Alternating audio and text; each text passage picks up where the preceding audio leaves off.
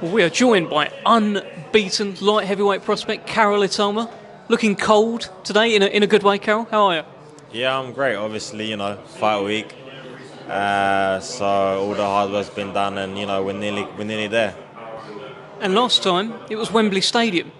On the night, I spoke to you afterwards, and you said, "Well, I don't know if I've really taken it in." Yeah. Have you taken it in now? What you just done? You performed in front of all those thousands of people at the National Stadium.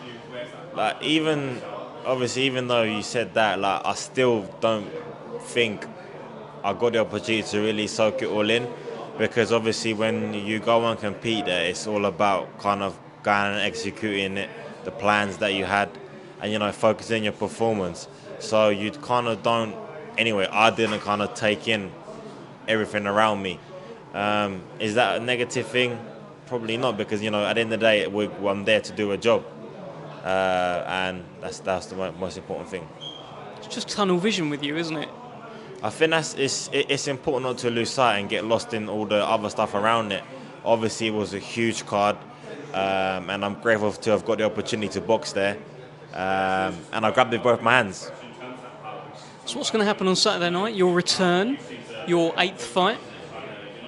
Marginal gains every time, which you've added up, I'm sure. What sort of Karol Itauma are we going to see on Saturday? More mature one. I feel like maturity only comes with experience, and we're eight. We're actually this is going to be our 8th fight. So once again, it's all about executing the plan that we've got and doing it in a beautiful fashion. And how are you finding your pro career so far? What are the good things? What are the bad things that you've noticed as being a professional boxer? 2 years now in the game. How are you finding it? Yeah, I'm finding it great. Obviously, I'm being exposed to different things I haven't been exposed to before, but I feel like that's what we need to do in order to progress, in order to learn, in order to develop ourselves in and outside the ring. So it's good. I'm enjoying it. Obviously, meeting new people. I've never been to Wembley before. My last fight, I boxed there. So now it's just all about the experience in and outside the ring, like I said, and I'm looking forward to what's ahead. What are the bad things? There aren't any like bad things, apart from obviously probably the waiting around. I don't really like the waiting around aspect of things. Obviously, behind the scenes, people don't really see what's behind the scenes. Probably the waiting around is the bad aspect of it. Speaking about weight, you always get down to around light heavyweight, don't you? You're fighting journeyman at the moment, right? These are non-championship fights, but you're meticulously getting down to sometimes even under light heavyweight. Tell us about why you're doing that, and tell us about how you're doing it. Yeah, so that's something that actually my coach Dan kind of installed in me right from the start of pro career. We had an option, well, we still have an option of coming above championship weight, but my coach kind of installed in me that if you make championship weight now, from the start of your career, it won't be nothing new when it gets to them big fights. So it's all about it becoming second nature. It's all about it becoming a habit, and kind of that mental aspect of that me going into a heavy fight knowing that I can make the weight comfortably, nothing new. And I feel like at that level, like once it gets like tight and close, where you can't separate both fighters, it comes down to little things like that. So once again, you're always trying to be a step ahead of a competition, and we had a great nutritionist right at the start of our career in Harley Street, and he kind of basically told us the steps that we need to take in order to get to the weight.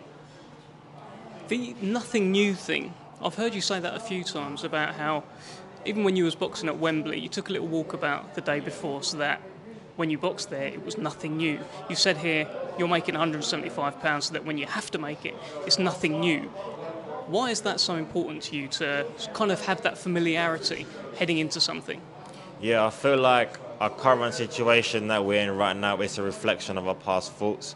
So with that, what I'm trying to say is basically, if you already visualize yourself and you're already there in that moment, then when you actually physically come there, it's nothing new. You're kind of familiarising yourself with the area. So I don't feel like it's nothing different to when you apply it to these kind of scenarios. So I make £175. Bam. Done it before, and I'm going to do it again. Well, you mentioned visualisation there. I've been visualising as well, Karol. And I put out a little tweet yesterday, which got a bit of traction. And I said I am kind of visualising Olympic youth gold medalist Karol Itauma one day against Olympic silver medalist Ben Whittaker, who's just turned over with a bit of fanfare. Is that a future fight? Is that something you've given any thought to prior to my tweet yesterday? Prior to your tweet yesterday, it's not something I've given a thought to now, because I feel like there's different scenarios, and what is now doesn't necessarily mean it's going to happen then. One with that, I'm trying to say is basically we're still early on. If it's meant to happen, it'll happen. Is it a fight that would be huge? Absolutely. Down the line for sure. So with that, obviously, you know, he's 24, I believe. You're 21. I don't know if you've been around each other or sparred each other, but potentially a big fight in the future. Yes, obviously, like I've been around. When I was up GB, obviously I didn't stay up GB, but the few times I was GB, he was there.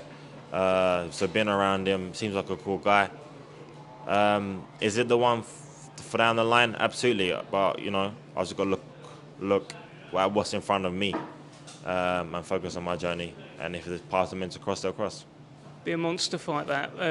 Speaking of monster fights, it looks like Anthony Yarde is going to get a shot at the monster himself, after Viterbia.